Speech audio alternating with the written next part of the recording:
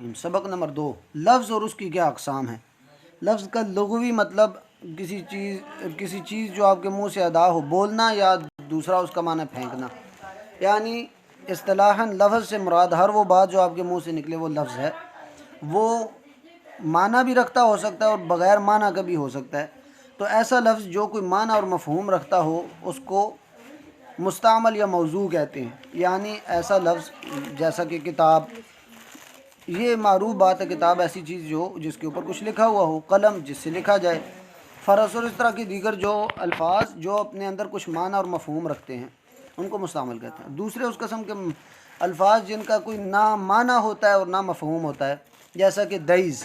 اب دیز کا کوئی معنی نہیں ہے، بس یہ زید لفظ تھا، اس سے الٹ کر مقلوب کر انہوں نے بنایا ہوا، یعنی دال آخری لفظ تھا زید کا تو انہوں نے پہلا بنا دیا، اور یا درمیان والا تھا اور زا پہلا تھا انہوں نے آخری بنا دیا۔ تو اس طرح ایسے الفاظ جن کا کوئی معنی نہیں ہے ان کو مہمل یا غیر موضوع کہا جاتا ہے، جن کا کچھ مطلب ہی نہیں ہے۔ اب اس کی تو کوئی بحث نہیں ہوگی، جو لفظ جس کا کوئی معنی نہیں ہے اس کی کوئی بحث نہیں ہے، لیکن ایسا لفظ جس کے معنی ہے کچھ، وہ دو اقسام کے ہیں۔ یا تو وہ ایک لفظ ہوگا یا مرکب ہوگا۔ مرکب سے مراد دوسرے الفاظ کا آپس میں جڑا ہوا ہونا، وہ دو بھی ہو سکتے ہیں، دو سے زیادہ بھی ہو سکتے ہیں۔ تو دو قسم کے الفاظ جو با معنی ہیں وہ دو قسم کے ہیں، یا ایک لفظ ہوگا یا لفظ کا آپس میں جڑا ہوا ہونا، جس کو مرکب کہتے ہیں۔ اب یہ اس چیز کی آگے بحث ہے تیسرے چیپٹر میں، سبق نمبر 3، کلمہ اور اس کی اقسام۔ کلمہ کسے کہتے ہیں؟ وہ لفظ جو مفرد معنی کے لیے بنایا گیا ہو، یعنی ایسا لفظ جو ایک ہی معنی دے رہا ہے، یعنی اس کا مطلب ایک چیز کا ہے، کسی چیز خاص چیز کا ہونا، جیسے رجل کا مطلب مرد یا آدمی، قلم قلم۔ تو ایسا لفظ جس کا ایک ہی معنی ہو اس کو کلمہ بھی کہتا ہے۔ کلمہ دوسرے الفاظ میں لفظ کو کہہ سکتے ہیں آپ، عربی زبان میں کلمہ کو لفظ کہتے ہیں۔ کلمہ کی 3 اقسام ہیں۔ اب کلمہ کوئی بھی لفظ ہو سکتا ہے، لیکن آگے کلمہ کی 3 اقسام ہیں، وہ ہیں اسم، فعل اور حرف۔ اب اسم کیا ہے، فعل کیا ہے، حرف کیا ہے؟ کہ ایک اسم ہے وہ بھی کلمہ ہے یعنی لفظ ہے، فعل ہے وہ بھی کلمہ ہے یا لفظ ہے، حرف وہ بھی کلمہ ہے اور وہ بھی ایک طرح کا لفظ ہے۔ اب اسم کیا ہے؟ اسم وہ کلمہ جو اپنا معنی خود بتائے اور اس میں کوئی زمانہ نہ پایا جائے۔ یعنی اسم اور فعل میں یہ فرق ہے کہ فعل میں کوئی خاص زمانہ پایا جا سکتا ہے، ماضی، مستقبل یا حال کا، لیکن اسم وہ ہے جس میں فعل میں زمانہ ہوگا، اسم میں زمانہ نہیں ہوگا، لیکن اس کا کچھ معنی اور مفہوم ہوگا۔ اگر معنی نہیں ہے تو وہ تو لفظ ہی نہیں ہوگا، وہ کلمہ ہی نہیں ہوگا۔ اب اس میں القلم، کتاب، حمزہ، دوات اور ان الفاظ کے کچھ معنی ہیں، لیکن ان کے اندر کوئی خاص زمانہ نہیں پایا جا رہا، اس لیے ان کو اسم کہا جاتا ہے۔ یہ تو ہو گیا اسم کی ایک ڈیفینیشن ٹائپ، یعنی اس میں زمانہ نہیں ہوگا، اس کا کچھ معنی ہوگا، اس کو اسم کہیں گے، لیکن اس کی کچھ خاص علامات ہوں جس کے ذریعے ہم اس بات کی تحدید کر سکیں کہ یہی اسم ہے، یہ فعل نہیں ہو سکتا۔ تو اس کی کچھ خاص علامات ادھر ذکر کی گئیں۔ اسم کی پہلی علامت کہ اسم کے شروع میں، وہ لفظ جو اسم ہے اس کے شروع میں الف لام ہو سکتا ہے۔ اور اسم کی دوسری نشانی کہ اسم وہ ہے جس کے آخری حرف کے نیچے زیر آئے، یہ اسم کی نشانی ہے، اس لیے کہ نہ تو فعل کے شروع میں الف لام آ سکتا ہے، نہ فعل کے آخری حرف کے نیچے زیر آ سکتی ہے۔ تو جس لفظ کے شروع میں الف لام آیا ہوا ہے اس کا مطلب ہے وہ اسم ہے، فعل نہیں ہے۔ جس لفظ کے آخری حرف کے نیچے زیر آئی ہوئی ہے اس کا مطلب ہے وہ اسم ہے، فعل نہیں ہے۔ فعل کام کو کہتے ہیں نا، لیکن اسم وہ چیز جس میں معنی ہو لیکن زمانہ نہ ہو۔ تو یہ ایک خاص قسم کا جو ہے انہوں نے تفریق کی ہوئی ہے کہ یہ چیز ہوگی تو اس کو ہم اسم سمجھیں گے، یہ چیزیں پائی جائیں گی تو وہ فعل ہیں۔ اب اسی طرح ایک اور اسم کی نشانی ہے کہ اس کے آخری وہ لفظ جس کے آخری حرف کے اوپر تنوین ہے، یعنی 2 پیش، 2 زبر، 2 زیر، تو ایسا لفظ اسم ہے، کیونکہ فعل کے آخری حرف کے اوپر تنوین نہیں آ سکتی۔ پھر مسند الیہ ہونا، جیسے عثمان طبیب، عثمان طبیب، یا جاء حامد۔ مسند الیہ کا مطلب کہ ایسی چیز جس کی طرف کسی چیز کی نسبت کی گئی ہو، یعنی اب ادھر عثمان اور اسی طرح جاء حامد، جاء کون آیا؟ حامد، یعنی وہ فاعل بھی ہو سکتا ہے، کرنے والا کام، جو کام کرنے والا ہے اس کو بھی مسند الیہ کہہ سکتے ہیں، اور جس سے بات شروع ہو رہی ہے، جس لفظ سے بات شروع ہو رہی ہے، جس کو مبتدا کہا جاتا ہے، وہ بھی مسند الیہ ہے۔ اور یہ چوتھی قسم ہے۔ اور پانچویں قسم یا آپ کہہ سکتے ہیں کہ پانچویں نشانی اور پہچان ایک قسم کی، وہ ہے منادا۔ منادا سے مراد یہ کہ ایسا لفظ جس کے ذریعے آواز دی جا سکے، جس کے ذریعے کسی کو بلایا جا سکے، یعنی یا زید، اے زید، فعل کو آواز نہیں دی جا سکتی، اے کام یا اے چلنا، اے دوڑنا، ایسے کبھی بھی نہیں کہا جاتا۔ کسی کو جب آواز دی جاتی ہے تو وہ اسم ہی ہوتا ہے، کسی کا نام ہی ہوتا ہے۔ تو یہ 5 انہوں نے نشانیاں ذکر کی ہیں جو اگر کسی لفظ میں پائی گئیں تو وہ اسم ہوگا، اور اسم کے اپنے احکام ہیں، اور فعل ہوگا تو اس کے اپنے احکام ہیں۔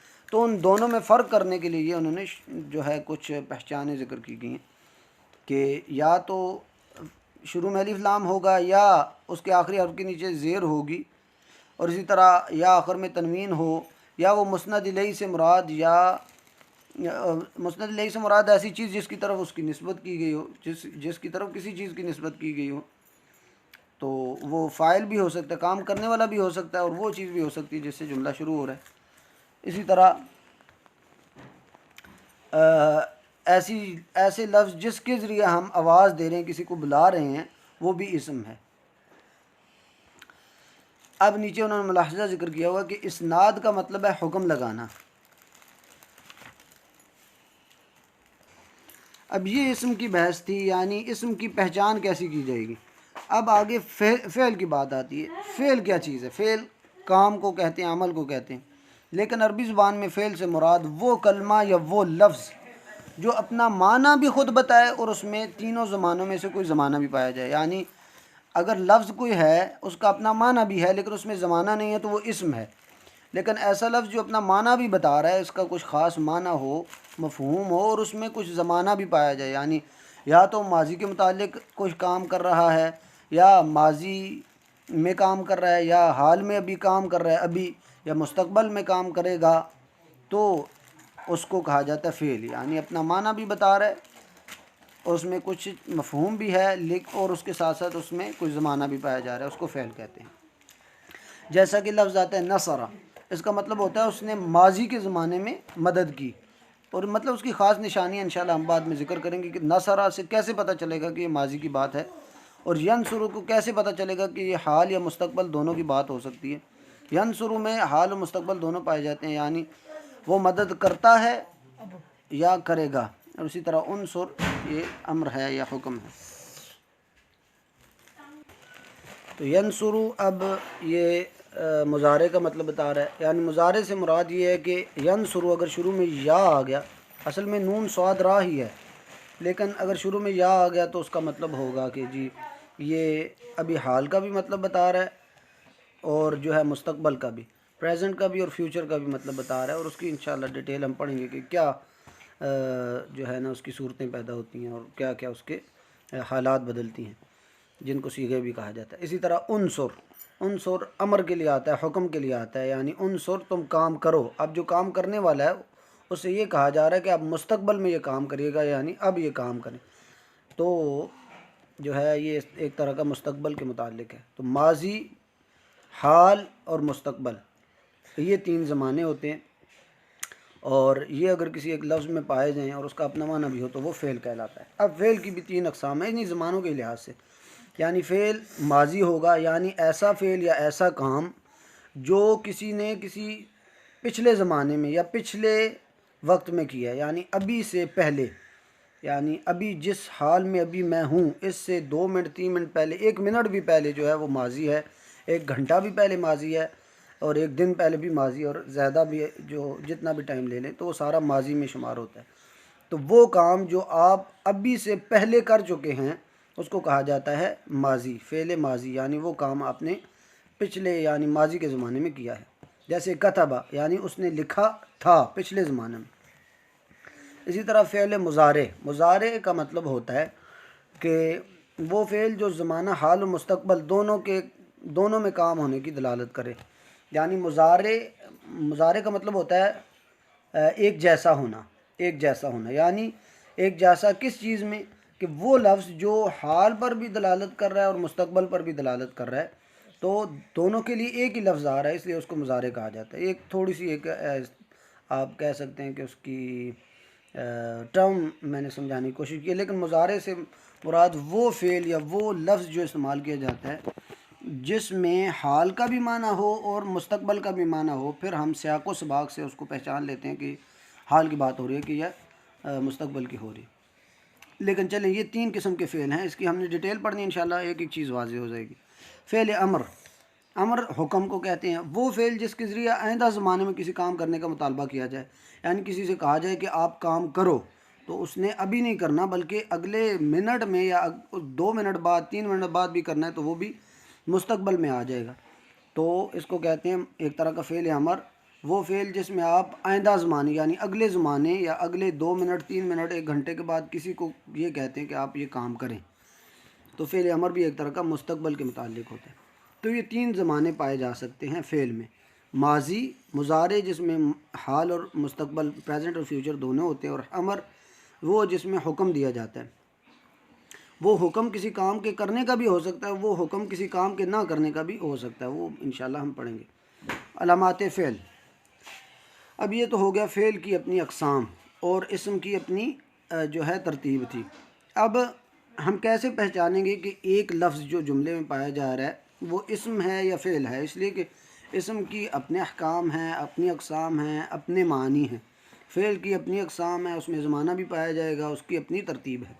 تو دونوں میں فرق کرنے کے لیے کیا پہچان ہے؟ ہم نے اسم کی تو پہچان پڑھ لی کہ شروع میں الف لام آئے گا، آخری حرف کے نیچے زیر آئے گی، تنوین آئے گی، پھر وہ ایسی چیز ہو سکتی ہے جس کی طرف نسبت کی گئی ہو، وہ فاعل ہو، یا ایسی چیز سے جس سے ایک کلام کی ابتدا ہو رہی ہے، یا جس کے ذریعے کسی کو بلایا جا رہا ہے، ندا دی جا رہی ہے، یہ تو ہوگی اسم کی۔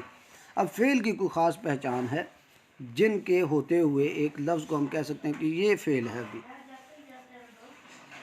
پہلی شرط آپ کہہ سکتے ہیں یا پہلی علامت وہ یہ ہے کہ فعل وہ ہوتا ہے جس کے شروع میں قد آ جائے۔ اگر کسی لفظ کے شروع میں یا اس سے پہلے قد آ جائے، قد کا لفظ، اس کا مطلب قد کے بعد والا لفظ فعل ہے، تو یہ ایک نشانی ہوگی۔ قد جلسہ، اس کا مطلب ہے کہ البتہ وہ بیٹھ گیا، یا تحقیق وہ بیٹھ گیا، اس کا کوئی مطلب ہو سکتا ہے، لیکن قد تحقیق یا تاکید کے لیے استعمال ہوتا ہے، کسی چیز کو کے اوپر فوکس کرنے کے لیے یا ایمفسائز کرنے کے لیے۔ دوسری چیز، کسی لفظ کے شروع میں سین آ گیا تو سین بھی اس بات کی علامت ہے کہ سین کے بعد والا جو لفظ ہے وہ فعل ہے، اور فعل میں زمانہ بھی پایا جائے گا، وہ ماضی ہو، حال ہو، مستقبل ہو یا حکم ہو۔ تیسری نشانی ہے فعل کی کہ اس کے شروع میں سوف آ جائے گا، یعنی سوف لفظ اگر کسی لفظ سے پہلے آیا ہوا ہے تو اس کا مطلب سوف کے بعد جو ہے وہ فعل ہے۔ اسی طرح آخر میں تائے تانیث کا ہونا، تا ایسی جس کے اوپر سکون ہو، تو تا سکون والی اگر کسی لفظ کے آخر میں تا سکون والی لگی ہوئی ہے، سمعت، نظرت، قرأت، رجعت، خلفت، مطلب کوئی بھی لفظ جس کے آخری حرف جو ہے لمبی تا ہے اور وہ بھی ساکن، تو اس کو تائے تانیث کہا جاتا ہے، یعنی مؤنث کی یہ تا ہے، تو یہ صرف فعل کے آخر میں ہو سکتی ہے، اسم کے آخر میں نہیں ہو سکتی، یہ بھی اس کی نشانی ہے۔ پانچویں نشانی کہ آخر میں تا و فاعل لاحق ہو، تا الفاعل ہونا۔ تا الفاعل کیا مراد ہے اس سے؟ ضربتا، ضربتی، ضربتو، یعنی کسی لفظ کے آخر میں اگر فاعل ہے وہ بھی تا کی صورت میں، تا اگر زبر ہوگی تو مخاطب سے بات ہو رہی ہے، زیر ہوگی تو مؤنث سے بات ہو رہی ہے، اگر پیش ہے تو اپنے بارے میں بات ہو رہی ہے، اس کی ہم ڈیٹیل انشاءاللہ پڑھیں گے۔ تو اگر یہ تا بھی ہے، اگر جس پہ زبر زیر پیش آئی ہوئی ہے، تو یہ بھی فعل کی علامت ہے۔ اسی طرح آخر میں یا ضمیر ہونا، یا ضمیر فاعل لاحق ہونا، جیسے تضربین، اضربی، یہ بھی ایک طرح کی فعل کی علامت ہے، یعنی آخر میں یا کا ہونا۔ یہ بہت ہی کم آنے والی ہے، اس لیے اس سے آپ نے زیادہ کنفیوز نہیں ہونا، اس لیے کہ یہ بہت کم آنے والی ہے۔ ساتویں چیز، آخر میں نون ثقیلہ یا نون خفیفہ کا لاحق ہونا، یا آخر میں نون ثقیلہ یا خفیفہ۔ ثقیلہ سے مراد ایسا نون جس کے اوپر تشدید ہو، اور خفیفہ سے مراد ایسا نون جس کے اوپر سکون ہو صرف۔ تو وہ اگر کسی لفظ کے آخر میں آ گیا تو وہ اس کا مطلب ہے کہ فعل ہے، اس لیے کہ فعل کے آخر میں یہ چیز آئے گی. جیسے کہ اضربنا یا اضربن.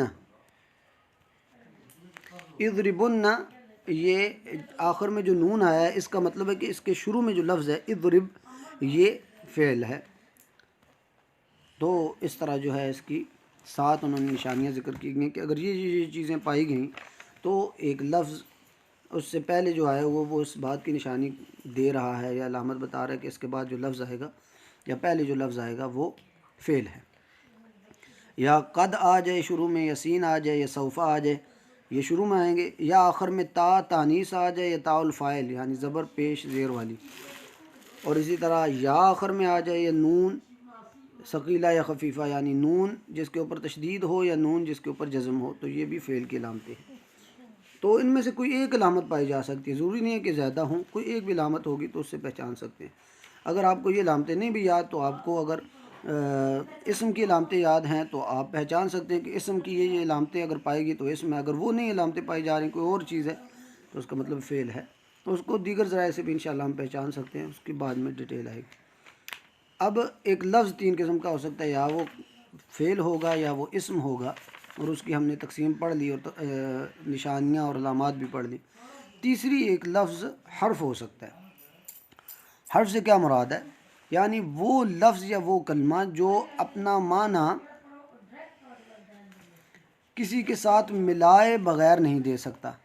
یعنی اگر جملے میں وہ جڑا ہوا ہے تو پھر وہ اپنا معنی دے گا اور اس میں زمانہ بھی نہیں پایا جا سکتا. یعنی حرف وہ چیز ہے جو اکیلے اپنا معنی نہ دے، کسی کے ساتھ جڑ کے اس کا کوئی خاص معنی بنے، اس کو کہتے ہیں حرف. اب حرف کی علامات کیا ہیں؟ حرف کی علامات میں کہتے ہیں کہ جو لفظ یا جو کلمہ جس میں اسم اور فعل کی علامتوں میں سے کوئی علامت نہ ہو وہ حرف ہے. یہ آسان انہوں نے بتا دیا، لیکن حرف کے خاص الفاظ ہیں، آپ ان الفاظ سے سمجھ جاتے ہیں کہ یہ حرف ہے. جی من، الا، علا اور دیگر جو ہیں. تو یہ تینوں جو ہے ایک لفظ کی اقسام تھیں. ایک لفظ یا اسم ہو سکتا ہے یا فعل ہو سکتا ہے یا حرف ہو سکتا ہے، اور اس کی کیا کیا اقسام ہیں اور کیا کیا نشانیاں، وہ چیزیں ہم نے پڑھ لیں.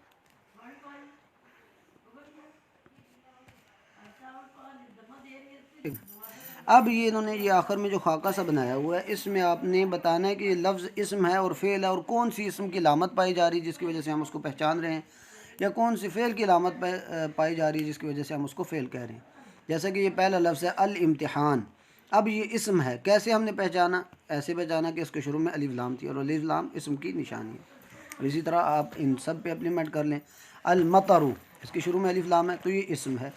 قد فتح، قد کا لفظ آ گیا تو اس کا مطلب اس کے بعد کا لفظ فعل ہے.